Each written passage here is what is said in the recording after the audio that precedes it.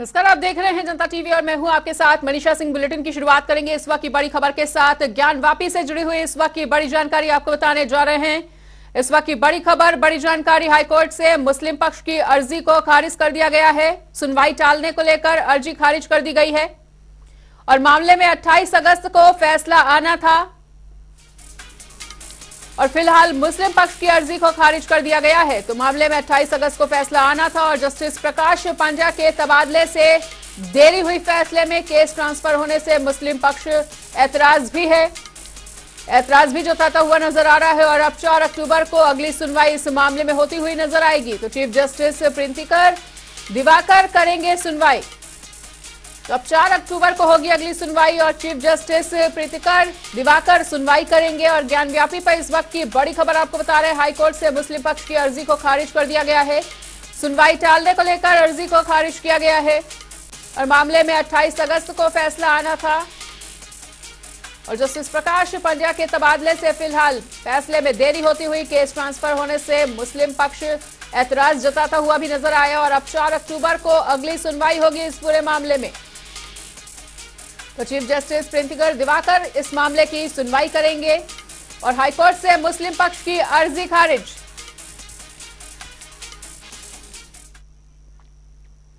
और इसी बीच एक और बड़ी जानकारी का रुख कर लेते हैं। एक और बड़ी खबर सामने आती हुई, बड़ी खबर, बड़ी जानकारी प्रयागराज से सामने आती हुई। कैबिनेट मंत्री की गाड़ी हुई है दुर्घटनाग्रस्त। यह इस वक्त की अहम जानकारी प्रयागराज से सामने आती हुई और कैबिनेट मंत्री आशीष पटेल घायल बताए जा रहे हैं। कैबिनेट मंत्री के हाथ पैरों में चोट भी लगी है और मिर्जापुर जाते वक्त ये बड़ा सड़क हादसा हो गया।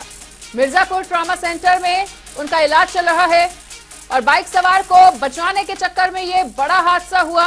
कैबिनेट मंत्री के हाथ और पैर में चोट आई है। मिर्जापुर जाते वक्त ये सड़क हादसा हुआ।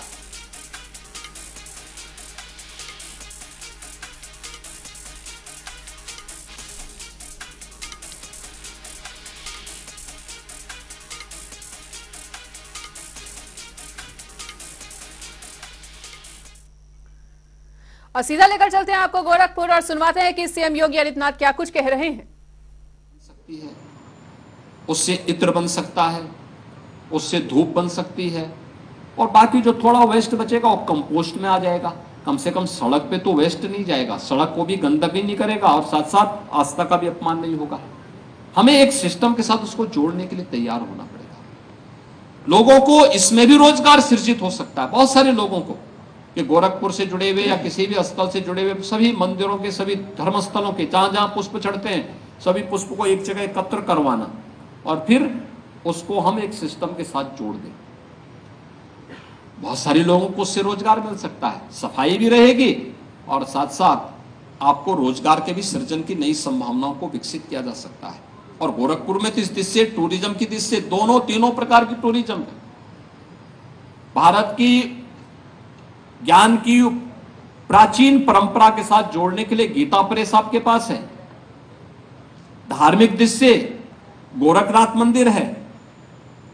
इको टूरिज्म की दृष्टि से अगर आप आएंगे, रामगढ़ ताल, इतना अच्छा ताल आपके पास है।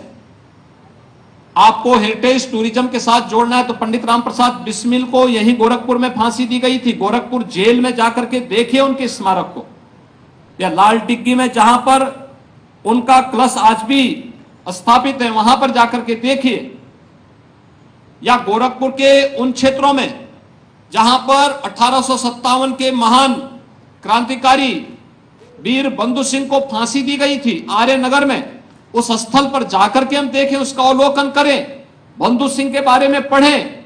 गोरखपुर के उन पर्यटन केंद्रों का हम विजिट करें जहां पर गोरखपुर की आजादी की लड़ाई चोरी चोरा हो या डोहरिया हो, वहां जाकर के हमें देखना चाहिए। एक हेरिटेज टूरिज्म के केंद्र बनने चाहिए। इनको विकसित करने के लिए हमारे स्तर पर प्रयास होने चाहिए। विद्यालयों के टूर जाएं, वहां पर उनको बताने के लिए स्थानीय स्तर पर गाइड हो, बताएं। 15 मिनट 20 मिनट का उनके लिए एक फिल्म वहां पे प्रदर्शित हो, उनको बताया जाए कि इस स्थल का क्या कंट्रीब्यूशन है देश की आजादी के बारे में। और फिर कंपटीशन इस आधार पर होने चाहिए कि गोरखपुर में आजादी की लड़ाई के दौरान कौन कौन से ऐसे प्रमुख स्थल हैं जिन्होंने देश की आजादी में महत्वपूर्ण भूमिका का निर्वहन किया था। कौन नहीं जानता है कि चोरी चोरा का ऐतिहासिक स्थल देश की आजादी का एक महत्वपूर्ण पड़ाव था। कौन नहीं जानता, भारत छोड़ो आंदोलन के दौरान डोहरिया में देश की आजादी के उन महान स्वतंत्रता संग्राम सेनानियों पर एक बड़ी बर्बरता बरती गई थी। कई गांव जलाए गए थे। कौन नहीं जानता है कि काकोरी कांड के महानायक पंडित राम प्रसाद बिस्मिल को गोरखपुर जेल में अंग्रेजों ने फांसी की सजा दी थी। कौन नहीं जानता है कि गोरखपुर की 1857 के प्रथम स्वातंत्र समर में वीर बंधु सिंह के नेतृत्व में एक बड़े अभियान को आगे बढ़ा करके ब्रिटिशर से भारत को मुक्त करने के लिए एक बड़े आंदोलन को आगे बढ़ाया गया था। लोगों को जानकारी नहीं, पाठ्यक्रम का हिस्सा नहीं बन पाया, लोगों को सही तथ्य नहीं सामने लाए गए। आज आवश्यकता है वहां पर हम बच्चों को लेके जाएं, स्थानीय गाइड के माध्यम से इसका प्रशिक्षण पहले से हो, पहले से इनके बारे में हम जानकारी दें, लोगों को बताएं।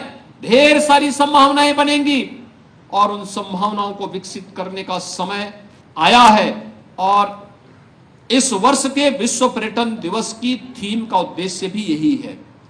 हम पर्यटन केंद्रों को विकसित भी करें, पर्यटन क्षेत्रों का भ्रमण भी करें, उसकी स्वच्छता और उसकी सुंदरता को बनाए रखने में भी योगदान दें, लेकिन साथ साथ अपनी वर्तमान पीढ़ी को इसके बारे में अवगत कराने में भी अगर हम थोड़ा प्रयास कर सकते हैं तो यह और भी फलीभूत तरी होकर के विकसित होगा, आगे बढ़ने में इसको मदद मिलेगी।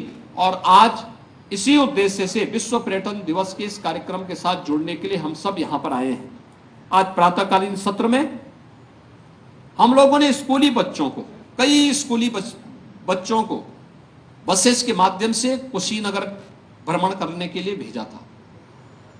एक नया अवसर है, अलग अलग स्थलों पर विद्यालयों के टूर का, ये अब तो राष्ट्रीय शिक्षा नीति के पाठ्यक्रम का हिस्सा बना है। केवल पुस्तकीय ज्ञान ही वास्तविक ज्ञान नहीं है। एक व्यावहारिक ज्ञान के लिए वह उन स्पॉट का विजिट करे जहां पर जाकर के उसको वास्तविक इतिहास के बारे में जानकारी मिलेगी। कौन थे गौतम बुद्ध, ये जानकारी उनको होनी चाहिए। कौन थे संत कबीर, ये जानकारी बच्चों को होनी चाहिए। कौन थे बंधु सिंह, ये जानकारी बच्चों को होनी चाहिए। कौन थे राम प्रसाद बिस्मिल, ये जानकारी उनको होनी चाहिए। ये सभी बातों को लेकर के अगर हम चलते हैं तो मुझे लगता है कि हम अपने विरासत के प्रति सम्मान का भाव भी रख पाएंगे और उस पर गौरव भी कर पाएंगे। अगर हम सम्मान दे रहे हैं तो गौरव भी करेंगे। और जब विरासत पर गौरव की अनुभूति होगी तो यह गौरव की अनुभूति हमें आगे बढ़ने के लिए प्रेरित करेगी, आगे बढ़ाएगी। मुझे पूरा विश्वास है कि विश्व पर्यटन दिवस हम सब के लिए फलीभूत हो। हम इनको विकसित करने के लिए अपने स्तर पर प्रयास करें, नई नई संभावनाओं को विकसित करने के लिए अवसर दें। मुझे बहुत प्रसन्नता है, आज यहाँ पर जो कंपटीशन हुआ था इसमें कुछ स्कूली बच्चों को तो मैंने यहाँ पे पुरस्कार दिया ही, लेकिन साथ साथ इस संबंध में यानी युवा पर्यटन क्लब के 10 सदस्यों को किट वितरित हुआ है, जिसमें जुबली इंटर कॉलेज और केंद्रीय विद्यालय के बच्चों को इसके लिए किया था। मुझे लगता है इसके लिए पूरे जनपद स्तर पर कंपटीशन, ओपन कंपटीशन कराया जाना चाहिए स्कूली स्तर पर। दूसरा, इस क्षेत्र में पर्यटन उद्यमियों को भी आज सम्मानित किया है और मुझे बहुत अच्छा लगा कि एक नई थीम दी है होम स्टे का। बुंदेलखंड में, बस्ती में होम स्टे के लिए भी हम प्रेरित कर सके लोगों को। अच्छी सुविधा, अच्छी व्यवस्था, पहले से वेरिफिकेशन हो और जो परिवार इसके लिए तैयार होते हैं, बड़े बड़े घर बने हैं, कोई रहने वाला नहीं, एक परिवार रह रहा है, 1-2 लोग रह रहे हैं। अगर होम स्टे के माध्यम से अगर आप इस व्यवस्था को आगे बढ़ाते हैं तो एक अतिरिक्त आमदनी भी होगी और नए नए लोगों से मिलने का एक अवसर भी लोगों को प्राप्त होगा। आज के इस अवसर पर जो इन नए पर्यटन के उद्यमियों को यहाँ पे सम्मानित किया गया है, जिन युवा पर्यटन क्लब से जुड़े हुए 10 सदस्यों को किट वितरित हुआ है, इन सबको मैं बधाई देता हूं और विश्वास करता हूं कि इनके कार्यों से अन्य लोग भी प्रेरित होकर के इस दिशा में नया प्रयास प्रारंभ करेंगे। विश्व पर्यटन दिवस के अवसर पर एक बार फिर से मैं आप सबको हृदय से बधाई देता हूं, अपनी शुभकामनाएं देता हूं और विश्वास व्यक्त करता हूं कि पर्यटन की ढेर सारी संभावनाएं हम सबको आगे बढ़ने के लिए प्रेरित करेगी। आप सबके प्रति मेरी शुभकामनाएं। धन्यवाद। जय हिंद।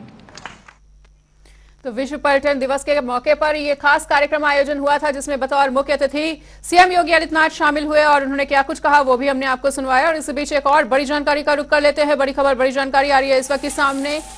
इस वक्त का बड़ा अपडेट आपको बताने जा रहे हैं। बीएसपी सांसद यूपी कांग्रेस अध्यक्ष की मुलाकात हुई है। दानिश अली के आवास पहुंचे हैं अजय राय। तो ये इस वक्त की बड़ी खबर, बड़ा अपडेट। अजय राय ने दानिश अली से मुलाकात की है और दानिश अली के आवास पर मिलने पहुंचे अजय राय। तो ये इस वक्त की अहम जानकारी आपको बता रहे हैं। बीएसपी सांसद और यूपी कांग्रेस अध्यक्ष की मुलाकात से जुड़ी हुई बड़ी खबर आपको बता रहे हैं। तस्वीरें भी आपके सामने।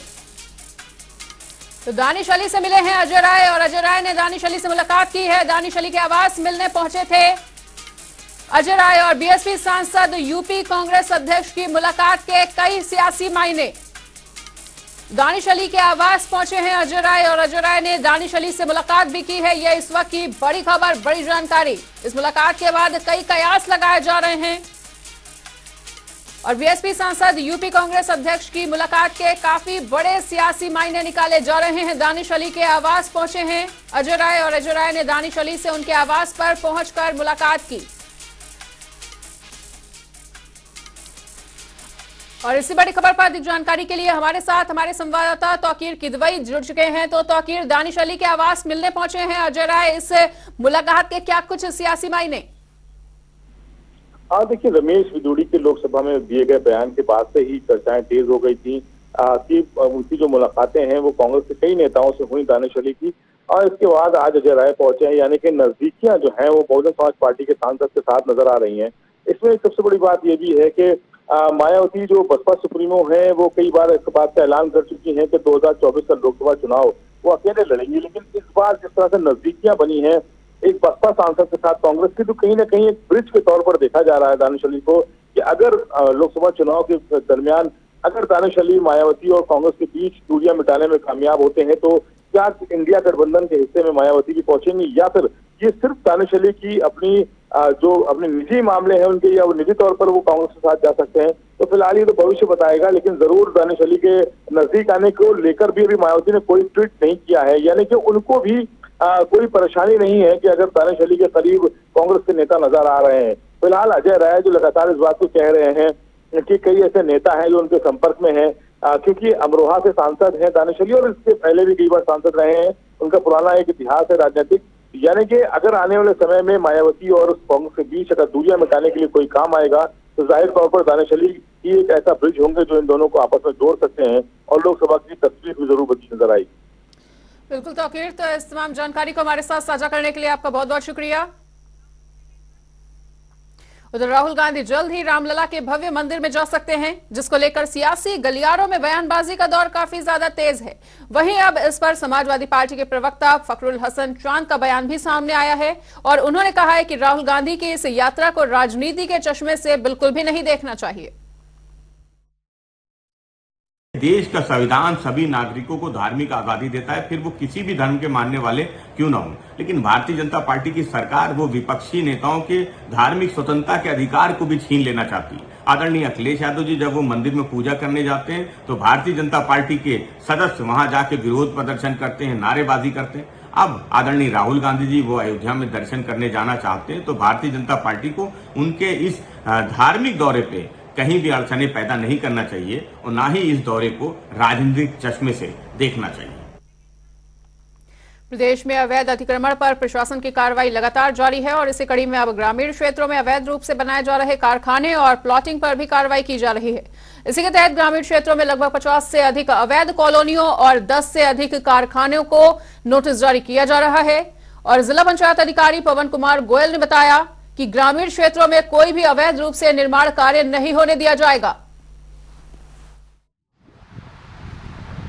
जिला पंचायत द्वारा ग्रामीण क्षेत्र में, जनपद के ग्रामीण क्षेत्र में जो भी अवैध भवन, अवैध कॉलोनियां, अवैध प्लॉटिंग जो भी की जा रही है जिन लोगों द्वारा, चाहे उसमें भूस्वामी इन्वॉल्व हो चाहे वो कॉलोनाइजर इन्वॉल्व हो, उनके विरुद्ध जो है नोटिस की कार्रवाई की जा रही है। और अगर वो नोटिस की कार्रवाई के उपरांत भी अपना नक्शा नहीं स्वीकृत करा रहे हैं तो उसके बाद उनके ध्वस्तीकरण की कार्रवाई की जाएगी, सीलिंग की कार्रवाई की जाएगी या सीआरपीसी की धारा 133 के अंतर्गत एफआईआर की कार्रवाई की जाएगी।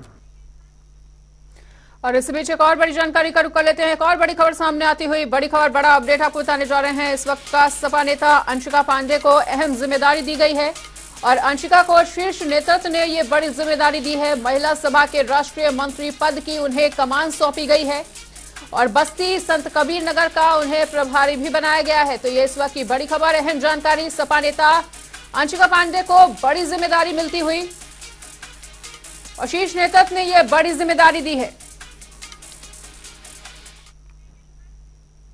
इस्लाम धर्म को मानने वालों के लिए 28 सितंबर का दिन बहुत ज्यादा खास है। विश्व भर में 28 सितंबर को ईद मिलाद उन नबी का पर्व मनाया जाएगा और ये मोहम्मद पैगंबर से जुड़ा हुआ पर्व है। इस दिन को इस्लाम धर्म के अनुयायी अल्लाह की इबादत में जुलूस निकालते हैं। वहीं इसको लेकर मौलाना खालिद रशीद फरंगी महली ने मुस्लिमों के लिए दिशा निर्देश भी जारी किए हैं।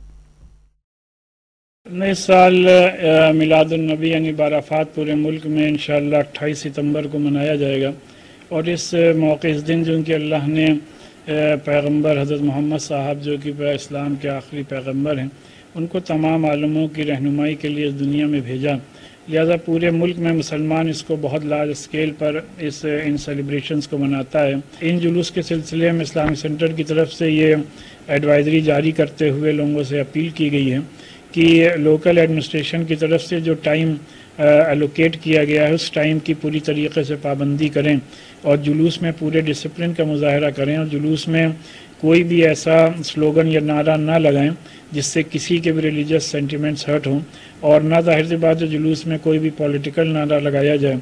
और चूँकि उसी दिन गणेश उत्सव भी है तो इस वजह से कहीं पर किसी को भी कोई और अपना सेलिब्रेशन में जहमत ना हो, इस वजह से एडमिनिस्ट्रेशन की तरफ से जो रास्ते जिस जुलूस को मुतय्यन किए गए हैं उन्हीं रास्तों को और टाइम का एहतमाम किया जाए।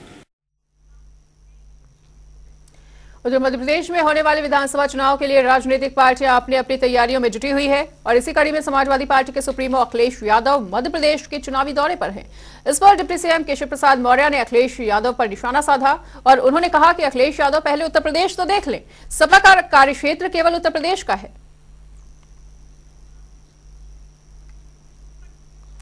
बढ़ेंगे अगली खबर की ओर। भाजपा अध्यक्ष ओम प्रकाश राजभर संत कबीर नगर पहुंचे, जहां उन्होंने पार्टी कार्यकर्ताओं के साथ समीक्षा बैठक की। इस दौरान उन्होंने कार्यकर्ताओं को एकजुट होकर संगठन की मजबूती पर जोर दिया और राजभर ने कहा कि अधिकारों की लड़ाई लड़ने के लिए सत्ता में रहना बेहद जरूरी है।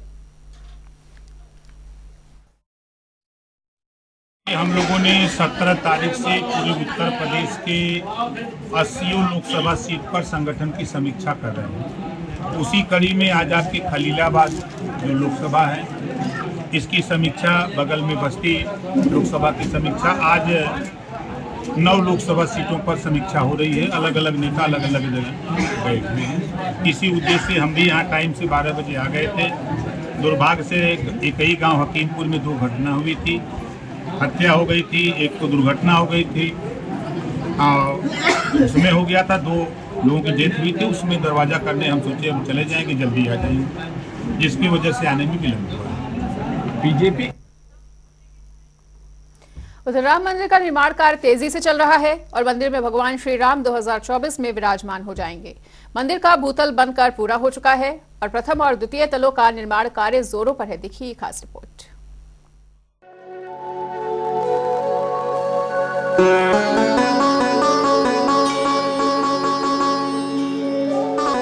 अयोध्या का राम मंदिर अपने निर्माण कार्य के चरम पर है। इस मंदिर में भगवान श्री राम 2024 में विराजमान हो जाएंगे और मंदिर भक्तों के लिए खुल जाएगा। इससे पहले राम मंदिर का निर्माण कार्य तेजी से चल रहा है। इसी कड़ी में अब मंदिर का भूतल बनकर पूरा हो चुका है और प्रथम व द्वितीय तलों का निर्माण कार्य जोरों पर है। इसके लिए मंदिर निर्माण कार्यशाला में पत्थरों पर नक्काशी और पिलर को आकार देने का कार्य चल रहा है। ये लाल पत्थर हैं और वंशी पहाड़पुर राजस्थान से पत्थर लाया हुआ है और राम जन्मभूमि के ये जो पिलर जो होंगे 392 पिलर टोटल लगेंगे, उसमें ये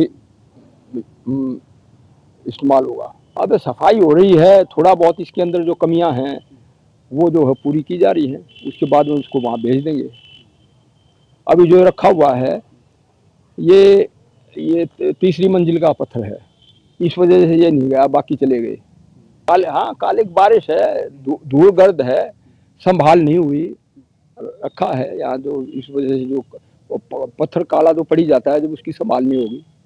तो मतलब एकदम क्लीन करके भेज रहे हैं आप? हाँ, सफाई करके, कोई कमी है उसके अंदर, कोई थोड़ा बहुत कोना उसका टूट गया, कोई और है, उसको सबको सारा रिपेयर करके जो है वहाँ भेज रहे हैं। प्रथम तल पर लगने वाले खम्भों पर सुंदर नक्काशी की गई है। इन खम्भों में प्रयोग किए जाने वाले पत्थर राजस्थान से लाए गए हैं और इन्हें चमकदार बनाने के लिए पत्थरों की घिसाई के लिए कारीगरों को नियुक्त किया गया है। 1992 के पत्थर हैं और ये रामलला के मंदिर में लगने वाले हैं। एक खंभे का डिजाइन है और फिर ये बारिश की वजह से काला हो गया है, इसको हम लोग सफाई कर रहे हैं। 2024 में रामलला विराजमान हो जाएंगे और ऊपर नीचे का सिरा इसका बन के तैयार, दूसरा मंजिल बन रहा है और फिर हम लोग बहुत बहुत बहुत खुश हैं कि जल्दी से रामलला का मंदिर तैयार हो जाए और जल्दी जल्दी रामलला विराजमान हो जाए। हम लोगों को बहुत खुशी होती है कि कब जल्दी हो जाए, कि हम लोग भी दर्शन करने को उत्साहित हैं कि कब पहुँचे हम लोग रामलला मंदिर में। नरेंद्र मोदी की तो हम लोगों को तो बहुत बहुत उनका तो बहुत बहुत धन्यवाद कि वो सब, उन सब की वजह से हम लोगों को रोजी रोटी भी लग गई है और उनका तो बहुत स्वागत है। ये पत्थर 1992 से कार्यशाला में रखे हुए हैं, जिस वजह से बारिश और हवा की वजह से इनकी चमक धुंधली पड़ गई है। अब इन्हें निर्माण कार्य के दौरान दोबारा सुंदर और चमकदार बनाया जा रहा है। आपको बताते चले कि राम जन्मभूमि के मंदिर में कुल 392 पिलर लगेंगे।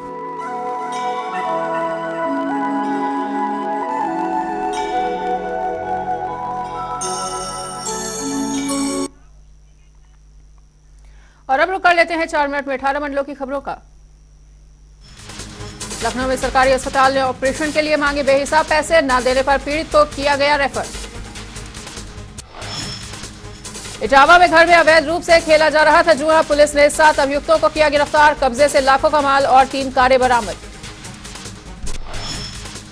अयोध्या में चेकिंग के नाम पर खुलेआम हो रही थी रिश्वतखोरी, रंगे हाथों पकड़ा गया सिपाही, वीडियो हुआ वायरल। संत कबीरनगर में लोकायुक्त की टीम ने की घोटाले की जांच, शिकायतकर्ता मांग पर हुई कार्रवाई, विकास कार्यों के नाम पर करोड़ों का घोटाला हुआ उजागर। इटावा में पुलिस का ऑपरेशन क्लीन जारी, बदमाशों के साथ मुठभेड़ में लगी एक बदमाश को गोली, कब्जे से 315 बोर का तमंचा और जिंदा कारतूस बरामद। वाराणसी में सड़क पर पसरे पानी में उतरे थे करंट की चपेट में आया एक बच्चा, वहीं बुजुर्ग सूझबूझ से बच्चे को कुशलता से बचाने में सफल हुआ। सहारनपुर में पुरानी पेंशन बहाली पर शंखनाद रैली निकाली गई, वहीं बड़ी संख्या में शिक्षक और कर्मचारी हुए शामिल। आगरा में योजनाओं के नाम पर महिलाओं के साथ हुई ठगी, तकरीबन 150 खोले गए फर्जी खातों से हुआ भारी लेन देन। उन्नाव में एक्सप्रेस वे पर चलती कार में 15 लाख की लूट, लिफ्ट देकर तमंचे की नोक पर वारदात को दिया गया अंजाम। आगरा में व्यापारी की आंखों में मिर्च झोंककर लूटी गई ट्रेन, 5 बदमाशों ने दिया वारदात को अंजाम। कानपुर देहात में तेज रफ्तार का कहर, 2 बाइकों की हुई जोरदार भिड़ंत, हादसे में चालक हुआ घायल। फतेहपुर में टीचर की हैवानियत, छात्र को डंडे से बेरहमी से पीटा, नाराज परिजन शिक्षक पर कार्रवाई करने की कर रहे हैं मांग। देवरिया में भाजपा कार्यकर्ता के साथ दबंगों ने की मारपीट, वीडियो हुआ वायरल, पीड़ित ने तहरीर देकर न्याय की लगाई गुहार। बरेली में तमंचा लेकर डीजे पर डांस कर रहा था युवक, वीडियो हुआ वायरल, चैनपुर के मेहतरपुर का पूरा मामला। मेरठ में दबंगों ने युवक से की मारपीट, घटना सीसीटीवी में हुई कैद, युवक की शिकायत पर कई नामजद पर एफआईआर दर्ज। मैनपुरी के घिरोल थाना क्षेत्र के घर में प्रेमी प्रेमिका का लटकता हुआ मिला शव। परिजनों ने हत्या की जताई है आशंका। पुलिस ने दोनों शवों को पोस्टमार्टम के लिए भेजा। इटावा की सिंधी कॉलोनी के घर में लगी अचानक से आग। लपटे देख मचा हाहाकार। कड़ी मशक्कत के बाद आग पर पाया गया काबू। सीतापुर में एनएम ट्रेनिंग सेंटर की बिल्डिंग में लगी अचानक से भीषण आग। लाखों की दवाइयां जलकर खाक। दमकल की गाड़ियों ने आग पर पाया काबू।